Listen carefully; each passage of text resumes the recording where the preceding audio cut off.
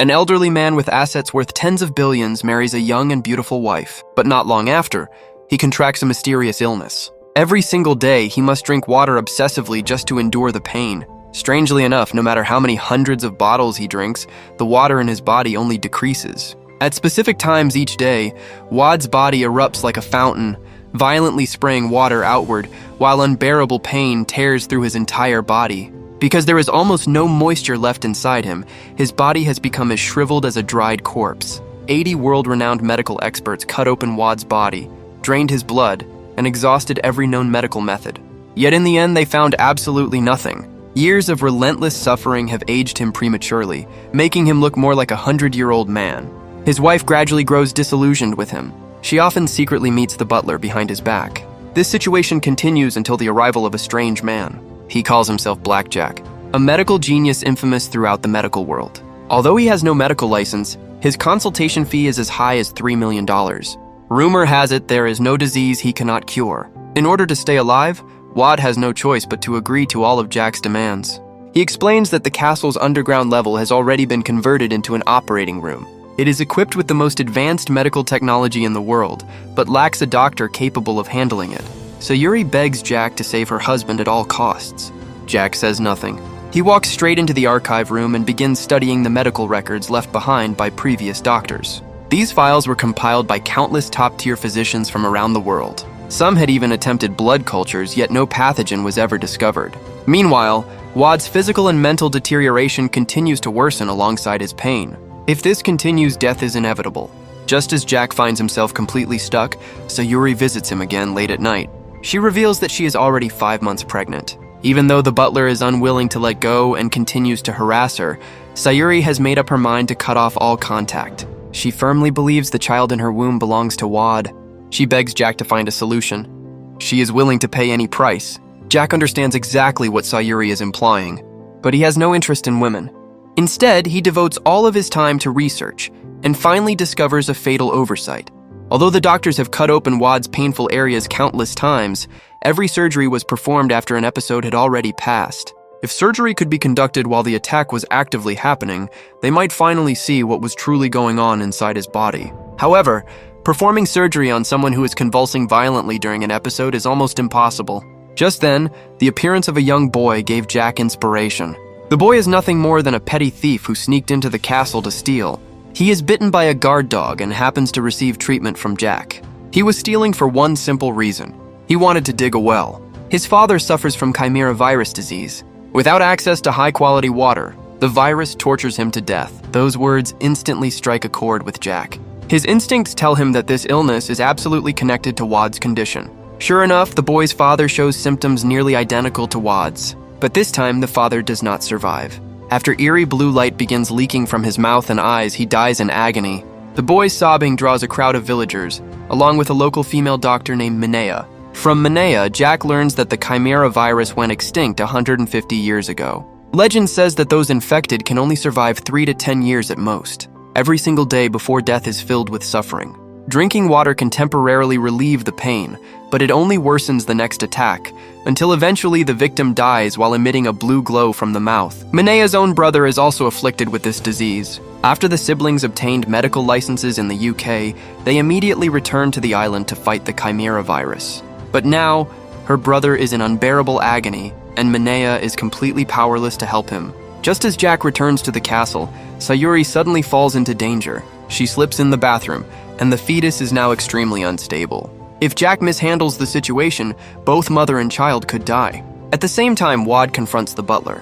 In truth, he has known about their affair all along, but due to his poor physical condition, he had chosen to silently tolerate it. Now that Sayuri has completely lost interest in the butler, Wad orders him to leave immediately. After an entire night of emergency treatment, Jack's extraordinary medical skills manage to save both mother and child. Immediately afterward, he begins investigating the castle's water supply. He discovers that the water comes from massive pumping systems that draw groundwater from the deepest underground veins of the island. This is, without question, the highest quality water source on the island. That is why Wad has managed to survive for 7 years since falling ill. Perhaps it is because Jack earned Wad's trust. Or perhaps Wad knows his time is nearly up. Not only does Wad decide to reward Jack with an additional $200,000, He also reveals his past. Before the age of 10, Wad lived on this very island. Then one day, the Chimera virus resurfaced. For reasons unknown, only Wad's family became infected. Although the virus had been brought under control, the villagers still burned Wad's entire family alive. Only Wad survived by jumping into a well and hiding from the villagers' massacre. Strangely enough, Wad did not fall ill afterward. He left the island. After decades of relentless struggle, he finally achieved success and fame. He even married Sayuri, a woman 40 years younger than himself. Wad believed he could finally enjoy life. But one day, without warning, the virus inside his body suddenly erupted. Excruciating pain tormented him day after day. Wad sensed that the next time it struck, he would surely die while spewing blue light from his mouth. So he begged Jack to perform surgery on him during the next attack. He hoped to use his own death to uncover the mystery of the Chimera virus. What Wad did not know was that the villagers were about to repeat their past atrocities. Now that the Chimera virus had resurfaced and the island's high-quality water source was monopolized by Wad, the villagers began directing all their hatred toward Wad. They raised their sickles once more, preparing to enforce what they called justice yet again. At that very moment, the first snowfall of winter quietly fell. Sayuri asked the servants where her husband was. She knew Wad loved watching the snow. If she could be by his side, he would surely be happy. Wad did see the snow, but it was while he was being wheeled toward the operating table. At that moment, he suddenly realized he had not said good morning to Sayuri today. In the past, he never missed a single day. But today, he decided to let it go.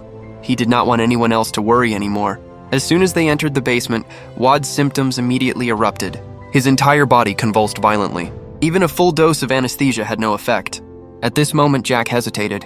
He had no confidence in this surgery at all. Although Wad screamed in agony, his eyes never stopped urging Jack onward. In the end, Jack relied on his extraordinary skill and successfully opened Wad's chest with a scalpel. But to his shock, the main artery of Wad's heart was emitting a blue glow. Moments later, Wad spat out blue light and died. By then, the villagers had already stormed into the castle. Yet the butler did not flee.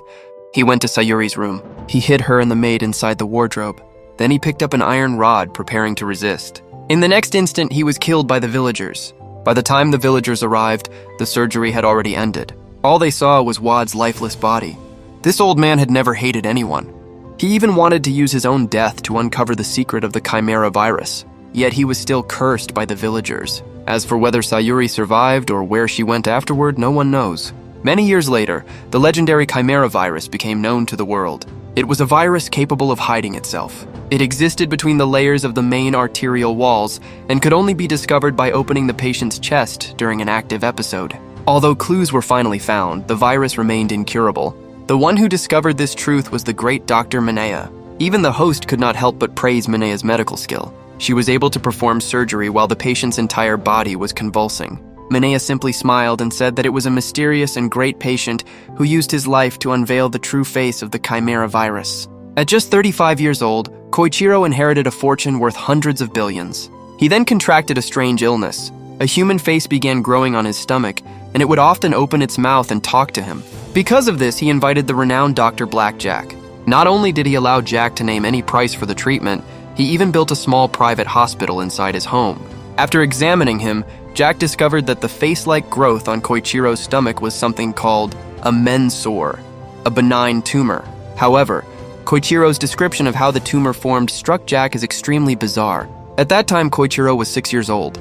He accidentally noticed many dark blotches appearing on his stomach. Soon, the area of the blotches kept expanding until they formed the shape of a human face. By the time he was 10 years old, the face on his stomach suddenly began speaking to him. From that moment on, Koichiro's life became a living hell. Exhausted, Koichiro was unwilling to say anything more.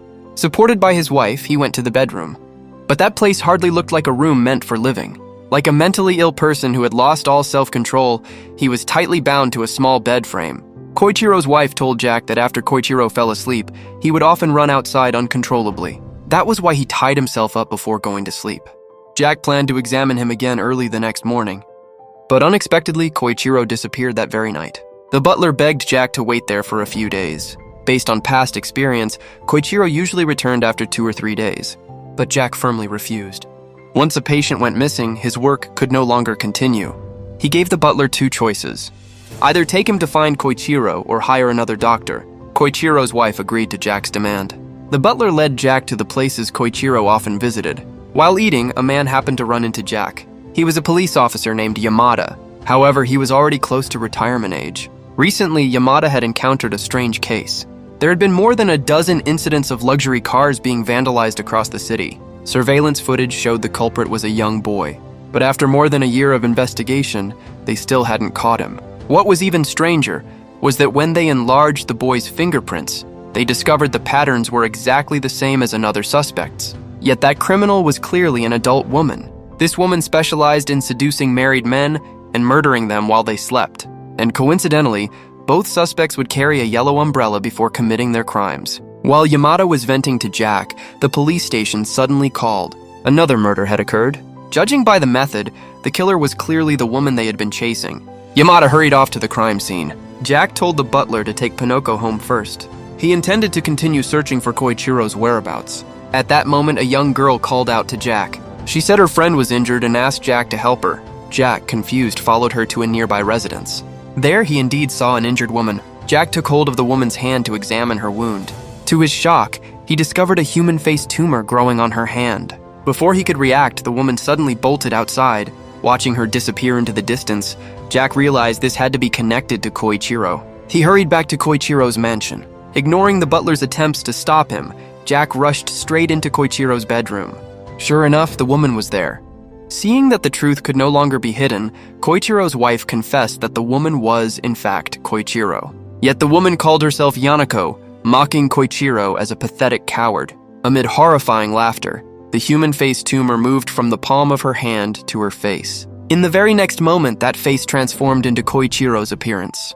Although Koichiro possessed immense wealth, he lived every day trapped in deep inferiority and dared not leave his home. All of it was because of the face growing on his stomach.